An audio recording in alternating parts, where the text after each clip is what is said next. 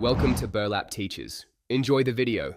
In this video, I will explain how to connect your Squarespace domain to Shopify.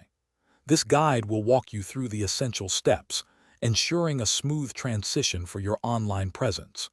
We will cover preparing your domain, updating crucial DNS records, and finally, verifying the successful connection within your Shopify admin. By the end, you will have a clear understanding of how to link your existing domain to your new e-commerce platform, making your store accessible to customers. Before making any changes, begin by logging into your Squarespace account. Navigate to your domain settings, where you will find the advanced DNS configuration options. It is a good practice to take a screenshot or write down your current DNS records. This step ensures you have a backup of your original settings, which can be helpful if you need to revert any changes.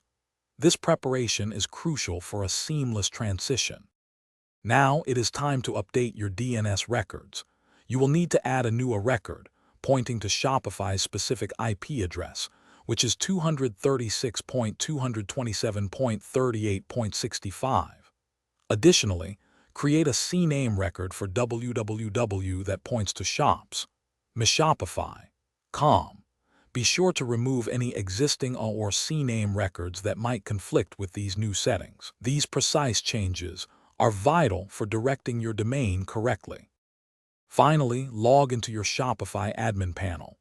Go to the Settings section, then select Domains. Here, you will add your existing Squarespace domain. Shopify will then attempt to verify the connection. Please be patient, as it can take up to 48 hours for DNS changes to fully propagate across the internet. Once verified, your Squarespace domain will successfully point to your new Shopify store, completing the process. Thanks for watching. Consider subscribing if this video helped you.